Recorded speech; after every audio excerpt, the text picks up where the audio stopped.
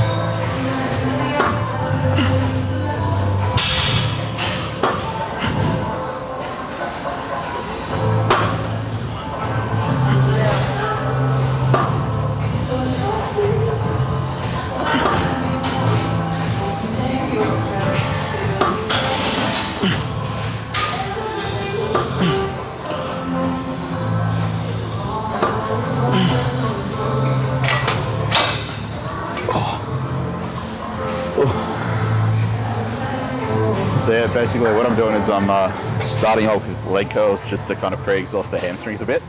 And then I'm going to be going into hack squats, which is really my only quad movement of the session. Another purpose of doing this first is basically to just prioritize the hamstrings. So I'm not just trying to pre-exhaust them so the quads work harder in the next movement, but I'm also trying to favoritize the hamstrings essentially because it is my weak body part in terms of my lower extremities. So any advantage that I can give them, the better. But that was just a warm-up set, so nice and easy. I'll do 2 working sets after this. I keep my volume pretty low, relatively low, but I'm taking it balls to the wall, so it's kind of like a high intensity style, similar to how Dorian Yates and Mike Mentzer used to train. So I find it's pretty effective so long as you're accounting for progression in it and adding an additional rep here or there over the weeks. But if you still don't have that progression model, it's useless. But volume's definitely not the main driver of hypertrophy. It's more so effort and intensiveness. As long as the effort's there and that progression is in the training itself, you're going to be accruing lean tissue in a surplus and you're going to be maintaining it in a deficit. Yeah, time for the first working set.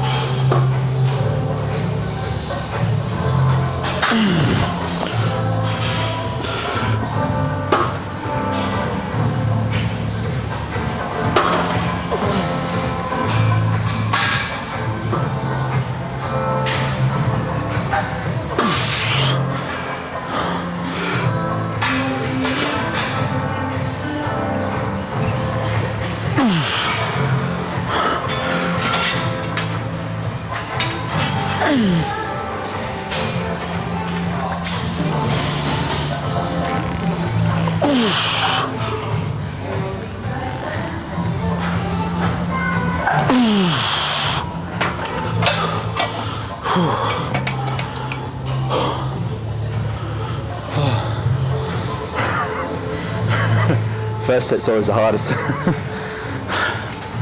Oh.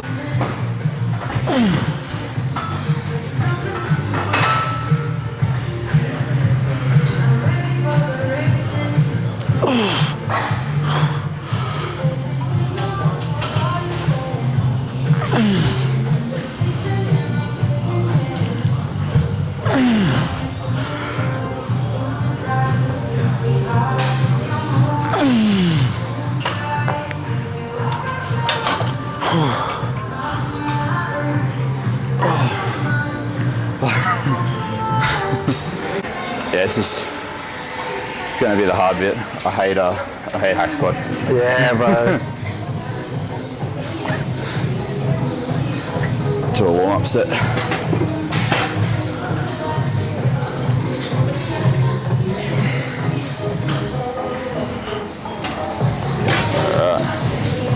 ready to rock and roll.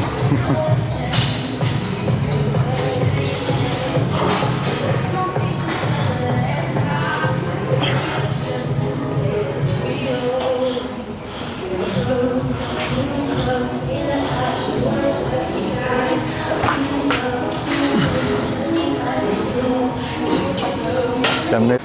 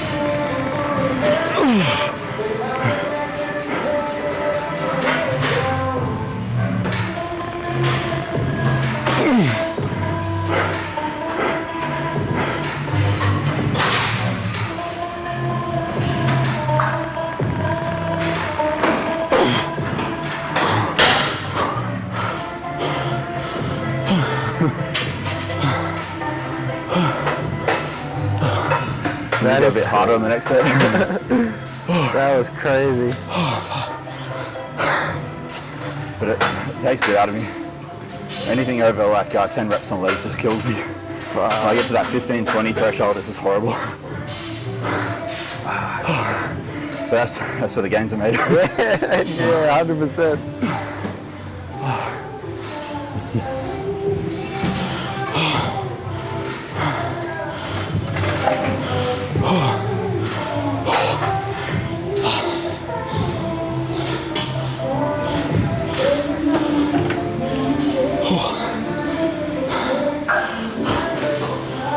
And this, my friends, are what generate quads like that.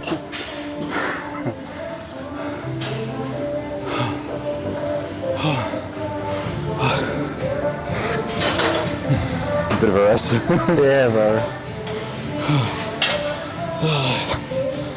The lunges are going to suck up. Yeah, so when it comes to machines, it can vary a lot. Like you might be able to do 3 plates or 4 plates on one machine, but then you use another machine, which is the exact same machine, just a different brand or a slightly different design. and it could knock 20, 40 kilograms off of what you can perform for the same number of reps. So it's really important to kind of keep a log of how strong you are on said piece of equipment in different gyms, if they especially have different brands of equipment, because it can vary quite dramatically. And to just compare week to week, changing between machines and gyms, assuming that they're all equally as strong and they have the same strength curve and force curve is very, very naive. So really make sure that you keep track and keep a log of your strength progression on multiple brands of equipment. If you do use multiple brands, don't just treat it as one exercise because it's the same machine. Yeah, food for thought.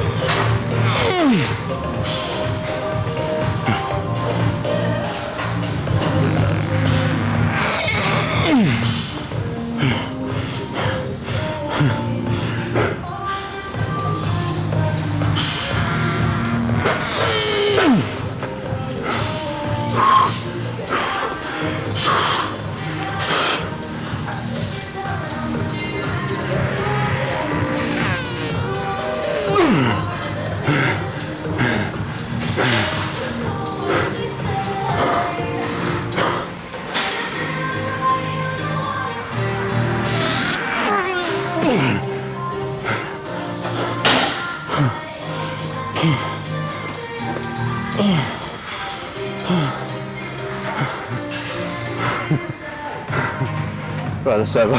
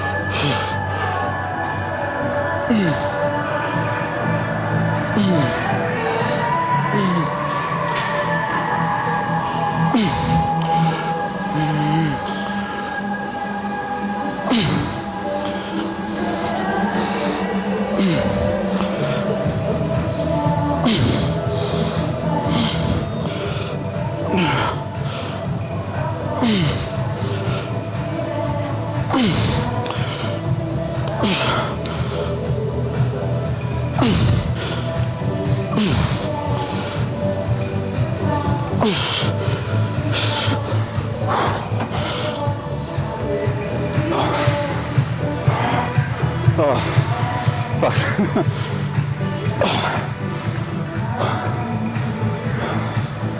Just kind of like, it's a bunch of metabolic stress, eh? It's not like hard, like, I guess neurally, but like, just the like, metabolites that build up in your legs, it becomes unbearable, eh? Like the weight's obviously not bad, but it still cooks you. Yeah, fuck, you know, like, but is it just the burn that's in it right now? Yeah, just that feeling where you feel like you could like force more, but your legs just won't do it. Yeah. That's the kind of feeling you get, yeah. It's weird.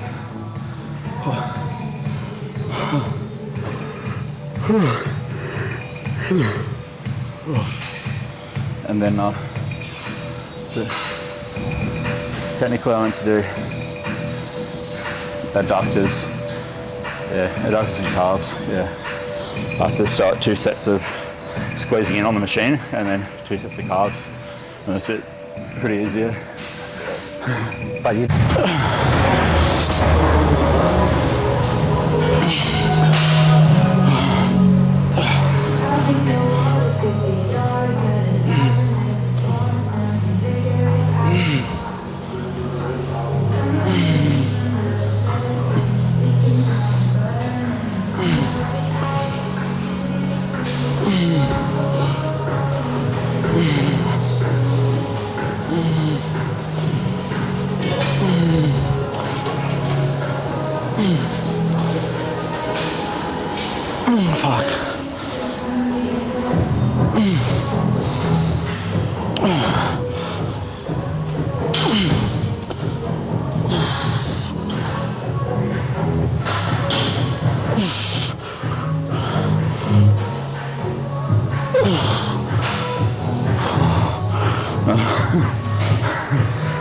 Fuck.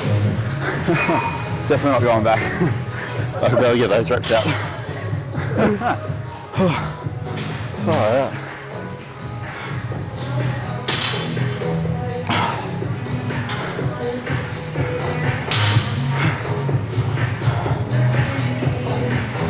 Oh fuck.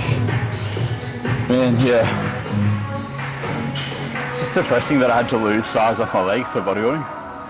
I had to like stop training legs for like 3 months straight just to drop some muscle so I could get my, because I got a DEXA scan on my lean body mass, like my muscle, like with every bit of fat stripped off my body was higher than my stage weight limit. So I had to drop like 3 kilo. And you felt your legs were what needed to like decrease? Just to have root, because I needed bigger arms and that weight had to come from somewhere. So it's like, oh, where can I afford to lose weight? And my end conclusion was I could lose some off my legs and still have a classic look. So, because I never really had big legs, they were just very defined and had good like shape to them. So as long as my legs are well developed, they can lack a bit of mass and I'll still do well. Whereas like arms, they were like, they had oversized arms in classic and stuff like that, and oversized chest, so they're a bit hard to emphasize. So yeah. That's crazy. Yeah. I told you this before, I've never heard someone say that.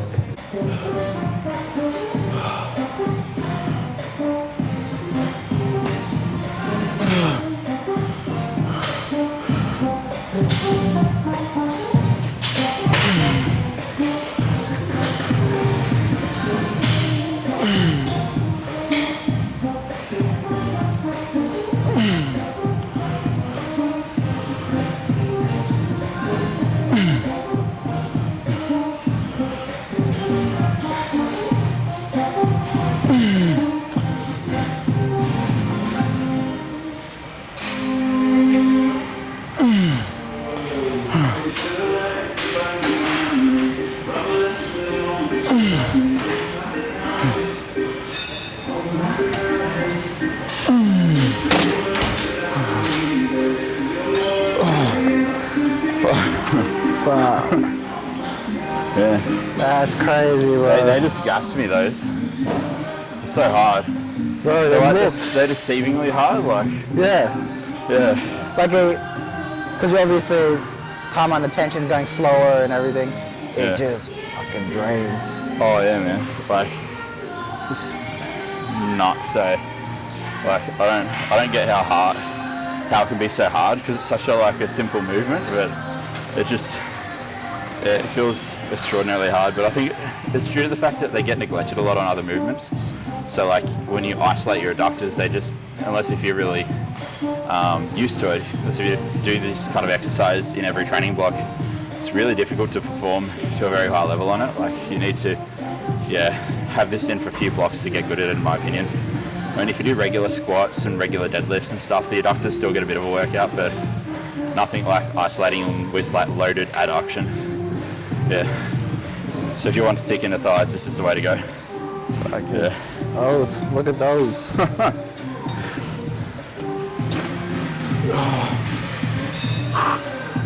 feel like I'm about to get a examination from the gynecologist.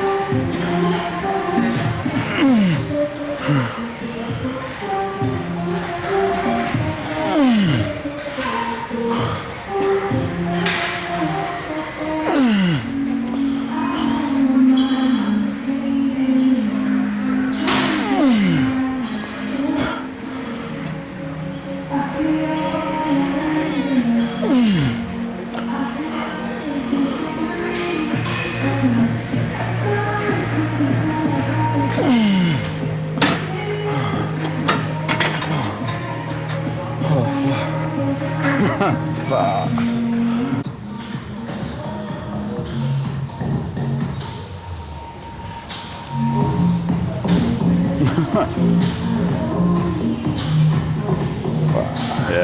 Much about, like, because I'm agreeing with you here, not disagreeing. Yeah. People worry way too much about RIR or RPE. Yeah. Worry way too I much about- think it's a good tool to learn so you can gauge your own level of effort. But it's like Yeah. I don't think you should periodize a program with it.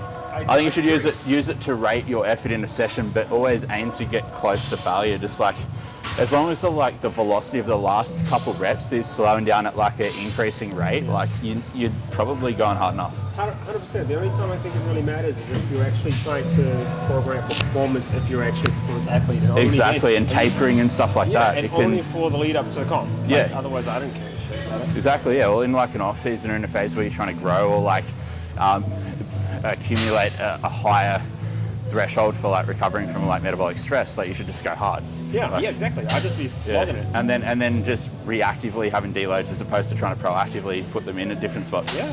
Yeah. I don't know why people get way too caught up on this. Keeping it simple, and then it's like put enough effort, let alone putting yeah, too much yeah, effort. Like, yeah, big time, yeah.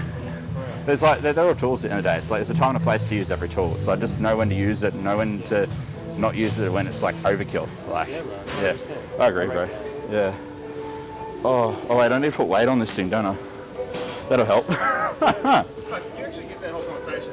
He did, yeah. So to go on my vlog now. Great conversation. Yeah, what was that? I was like, oh shit.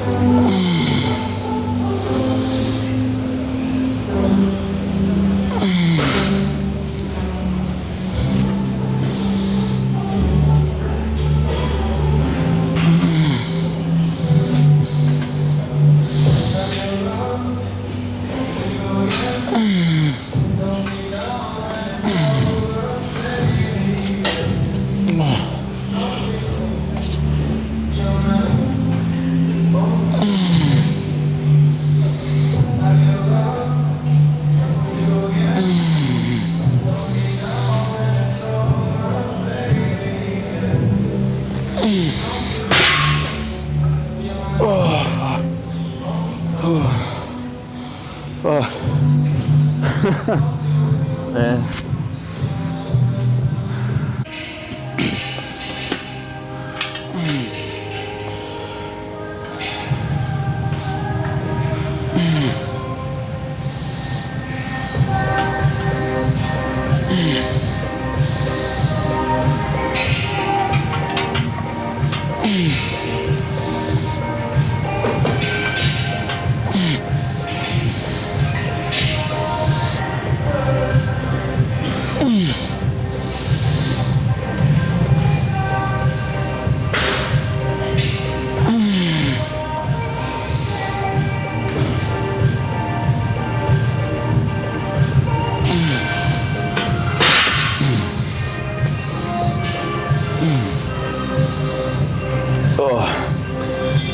Really annoys me that my legs keep slipping.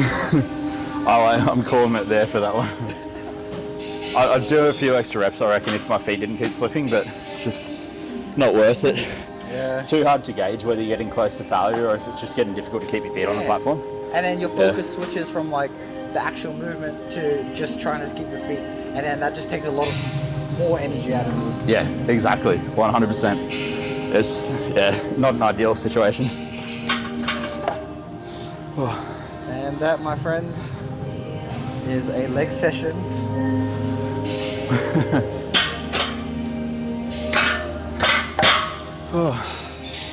Yeah. Hell yeah, bro.